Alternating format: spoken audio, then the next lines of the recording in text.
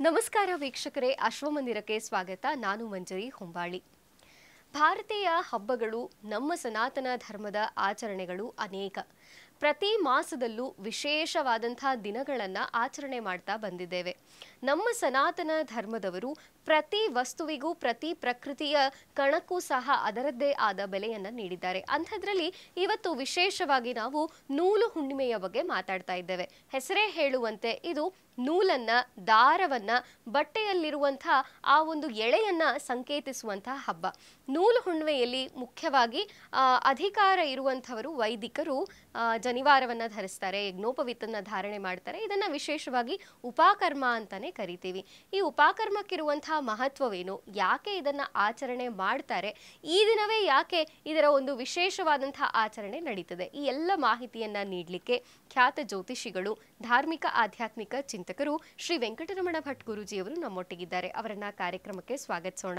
ಗುರುಗಳೇ ನಮಸ್ತೆ, ಕಾರ್ಯಕ್ರಮಕ್ಕೆ ಸ್ವಾಗತ. ನಮಸ್ಕಾರ. ಗುರುಗಳೇ, ಇವತ್ತು ವಿಶೇಷವಾಗಿ ಹುಣ್ಣಿಮೆ, ನೂಲು ಹುಣ್ಣಿಮೆ ದಿನ ಅಂತ ಕರಿತೀವಿ, ಅಥವಾ ಉಪಕರ್ಮವನ್ನ ಆಚರಣೆ ಮಾಡುವಂಥದ್ದು ಸಾಕಷ್ಟು ಜನರಲ್ಲಿ ನಾವು ನೋಡ್ತೀವಿ. ಯಾಕೆ ಈ ಒಂದು ಆಚರಣೆ ಬಂತು, ಅಥವಾ ಈ ದಿನದಲ್ಲಿ ಯಾವೆಲ್ಲ ಆಚರಣೆಗಳನ್ನ ನಡೆಸ್ತಾರೆ, ಅದನ್ನ ತಿಳಿಸ್ಕೊಡಿ ಗುರುಜಿ. ಮೊದಲನೇದಾಗಿ ಇವತ್ತು ನಾವು ನೂತನ ಉಪಕರ್ಮ ಅಂತ ಕರಿತೇವೆ. ನೂತನ ಉಪಕರ್ಮ ಅಂತಂದರೆ ಯಾವ ರೀತಿಯಲ್ಲಿ ಉಪನಯನ ಆದವರು ಇವತ್ತಿನ ದಿವಸ ಉಪಕರ್ಮವನ್ನು, ನೂತನ ಉಪಕರ್ಮವನ್ನು ಮಾಡಲೇಬೇಕು. ಹಾಗಾದರೆ ಉಪಕರ್ಮ ಅಂದರೆ ನಮಗೆ ಎಲ್ಲ ರೀತಿಯಲ್ಲಿ ಯಜ್ಞೋಪವೀತ ಧಾರಣೆ ಅದು. ಯಾಕಂದರೆ ನಾವು ಹಿಂದೆ ಹಾಕಿದಂಥ ಯಜ್ಞೋಪವೀತವನ್ನು ಇವತ್ತಿನ ದಿವಸ ನಾವು ಬದಲಾವಣೆ, ಹೊಸತು ಅದನ್ನು ಹೊಸತು ಆ ಒಂದು ಯಜ್ಞೋಪವೀತವನ್ನು ನಾವಿವತ್ತು ಧರಿಸುವಂಥದ್ದು. ಅಂದರೆ ಯಾಕಂತಂದರೆ ನಮಗೆ ಪ್ರತಿಯೊಂದು ಕೂಡ ಒಂದಷ್ಟು ದಿವಸ ಇರ್ತದೆ. ಅಷ್ಟು ದಿವಸ ಆದಮೇಲೆ ಅದರ ಅವಧಿ ಮುಗಿಯತಕ್ಕಂಥದ್ದು. ಹಾಗಾಗಿ ಯಾವ ರೀತಿ ನಮಗೆ ಒಂದು ಬಟ್ಟೆನೂ ಕೂಡ ಇರ್ತದೆ, ಆ ಬಟ್ಟೆಗೆ ಇಂತಿಷ್ಟು ಅದನ್ನು ನಾವು ಎಷ್ಟು ನಾವು ಬಳಸ್ತೇವೆ ಹಾಗಿರ್ತದೆ. ಅದು ಹೋದ್ಮೇಲೆ ಅದನ್ನು ನಾವು ಬೇರೆ ಹೊಸ ಬಟ್ಟೆಯನ್ನು ಧರಿಸತಕ್ಕಂಥದ್ದು. ಹಾಗೆ ಇದಕ್ಕೂ ಕೂಡ 1 ವರ್ಷ ಇರ್ತದೆಯಂತೆ ಈ ವ್ಯಾಲಿಡಿಟಿ. 1 ವರ್ಷ ವ್ಯಾಲಿಡಿಟಿ ಉಪಕರ್ಮ ಅಂದರೆ ಈ ಜನಿವಾರಕ್ಕೆ.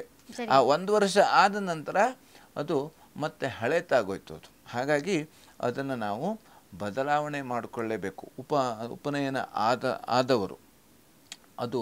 ಹಾಗಾಗಿ ಉಪನಯನ ಆದವರಂತಂದರೆ ಯಾವ ರೀತಿಯಲ್ಲಿ ನಮಗೆ ಇದು ಪ್ರತಿಯೊಬ್ಬರು ಕೂಡ ಇವತ್ತಿನ ದಿವಸ ದೇವಯಜ್ಞ, ಪಿತೃಯಜ್ಞ, ಭೂತಯಜ್ಞ 3 ರೀತಿಯಾದಂಥ ಯಜ್ಞವನ್ನು ಮಾಡತಕ್ಕಂಥದ್ದು. ಅಂದರೆ ನಾವು ಪ್ರತಿನಿತ್ಯವೂ ಕೂಡ ಇದನ್ನು ಮಾಡಲೇಬೇಕು.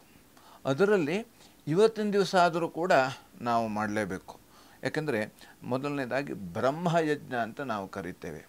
ಬ್ರಹ್ಮಯಜ್ಞ ಯಾಕೆಂದರೆ ಬ್ರಾಹ್ಮಣನಾದವನು ಬ್ರಹ್ಮಯಜ್ಞವನ್ನು ಮಾಡಬೇಕು. ಹಾಗಾದರೆ ಬ್ರಹ್ಮಯಜ್ಞ ಅಂತಂದರೆ ಏನು ಅಂತಂದರೆ, ಮೊದಲನೇದಾಗಿ ನಾವು ಭೂಮಿ ಮೇಲೆ ಬರಬೇಕಾದ್ರೆ 3 ರೀತಿಯಾದಂಥ ಋಣವನ್ನು ನಾವು ಹೊತ್ತುಕೊಂಡು ಬರ್ತೇವೆ. ಯಾವ ಋಣ ಅದು? ಮೊದಲನೇದಾಗಿ ಪಿತೃಋಣ. ನಾವು ಭೂಮಿಗೆ ಬರಲಿಕ್ಕೆ ಪಿತೃಗಳು ಕಾರಣ. ಪಿತೃಗಳು ಅಂದರೆ ಯಾರು? ತಂದೆ ತಾಯಿ ಕಾರಣ. ಹಾಗೆ ಎರಡನೇದಾಗಿ ದೇವತೆಗಳು, ದೇವಋಣ. 3ನೇದಾಗಿ ಋಷಿ ಋಣ. ಯಾಕಂದರೆ ನಮ್ಮದು ಗೋತ್ರ. ನಾವು ಫಸ್ಟಿಗೆ ನಾವು ದೇವಸ್ಥಾನಕ್ಕೆ ಹೋದಾಗ ಏನು ಕೇಳ್ತೇವೆ? ನೀವು ನಮ್ಮ ಸಂಕಲ್ಪ ಪೂಜೆ ಮಾಡಿಸ್ಬೇಕು ಅಂತಂದ್ರೆ ಮೊದಲನೇದಾಗಿ ಯಾವ ಗೋತ್ರ ಅಂತ ಮೊದಲು ನಾವು ಕೇಳೋದು. ಅಂದರೆ ಯಾವ ಋಷಿ ಪರಂಪರೆಯಿಂದ ಬಂದಿರತಕ್ಕಂಥದ್ದು. ನಮಗೆ ರಕ್ತ ಗುಣ, ಅದಕ್ಕೆ ಹೇಳ್ತಾರೆ ನಾವು ಜಮದಗ್ನಿ ಅಂದರೆ ಅವರಿಗೆ ಸ್ವಲ್ಪ ಸಿಟ್ಟು ಜಾಸ್ತಿ. ಆ ರಕ್ತದಲ್ಲೇ ಬಂದಿರ್ತದೆ ಅದು, ಆ ಗುಣ ಅದು. ಹಾಗಾಗಿ ಆ ರೀತಿಯಲ್ಲಿ ಆ ಋಷಿ ಋಣವನ್ನು ನಾವು ತೀರಿಸಲೇಬೇಕು. ಇದನ್ನು ಎಲ್ಲ ತೀರಿಸ್ಬೇಕು ಅಂತಂದರೆ ಪ್ರತಿನಿತ್ಯವೂ ನಾವು ಆ ಋಷಿ ಋಣವನ್ನು ತೀರಿಸಲೇಬೇಕಂತೆ. ಯಾಕಂದರೆ ನಮಗೆ ಯಾವ ಋಣವನ್ನು ಪೂರ್ತಿಯಾಗಿ ತೀರಿಸಲಿಕ್ಕೆ ಸಾಧ್ಯನೇ ಇಲ್ಲ.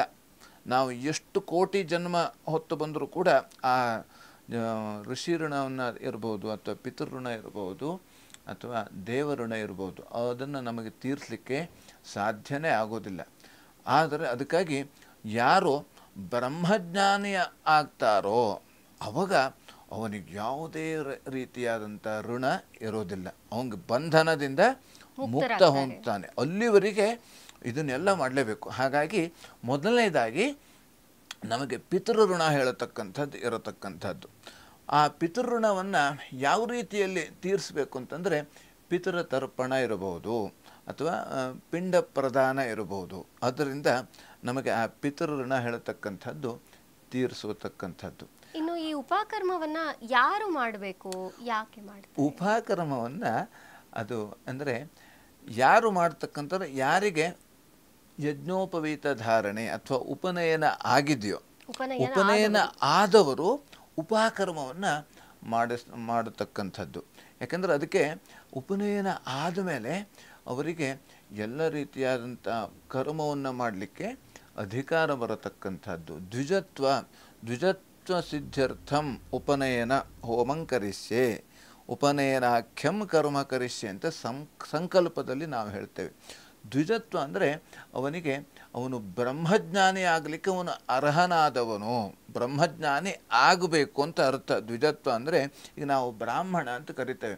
ಬ್ರಾಹ್ಮಣ ಅಂತಂದರೆ ಅದು ಒಂದು ವರ್ಣ ಅಂತ ಅರ್ಥ ಅಲ್ಲ, ಅದು ಅವನು ಬ್ರಹ್ಮಜ್ಞಾನಿ ಆಗಬೇಕು. ಯಾರು ಬ್ರಹ್ಮಜ್ಞಾನಿನೋ ಅವನೇ ಬ್ರಾಹ್ಮಣ. ನಾವು ಕೆಲವು ನೋಡ್ತಾ ಇದ್ದೇವೆ, ಬ್ರಾಹ್ಮಣರು ಅಂದರೆ ಜನಿವಾರ ಹಾಕ್ಕೊಂಡ್ರು ಮಾತ್ರ ಬ್ರಾಹ್ಮಣರು ಅಂತ ಕರಿತೇವೆ ಅಂತಂದರೆ, ಅದು ನಿಜವಾದ ಅರ್ಥ ಅಂದರೆ ಯಾರು ಬ್ರಹ್ಮಜ್ಞಾನಿನೋ ಅವನೇ ಬ್ರಾಹ್ಮಣ. ಅಥವಾ ಯಾರು ಬ್ರಹ್ಮಜ್ಞಾನದ ಬಗ್ಗೆ ಆಸಕ್ತಿ ಇರುತ್ತದೆಯೋ, ಆ ಬ್ರಹ್ಮಜ್ಞಾನದ ಅಲ್ಲಿ ಅವನು ಯಾರು ತೊಡಗಿಕೊಂಡಿರ್ತಾನೋ ಅಂಥವನೇ ಬ್ರಾಹ್ಮಣನಾಗ್ತಾನೆ. ಹಾಗಾಗಿ ವಿಶೇಷವಾಗಿ ಯಾರಿಗೆ ಉಪನಯನ ಆಗಿರುತ್ತದೆಯೋ ಅಂಥವರು ಉಪಕರ್ಮವನ್ನು ಮಾಡತಕ್ಕಂಥದ್ದು. ಇನ್ನು ಋಷಿಋಣ, ಆ ಋಷಿಋಣವನ್ನು ನಾವು ತೀರಿಸ್ಬೇಕಂಥದ್ದು. ಯಾಕಂದರೆ ನಾವು ನಮ್ಮ ಶಾಖೆ 4 ವೇದಗಳು ಇದ್ದಾವೆ.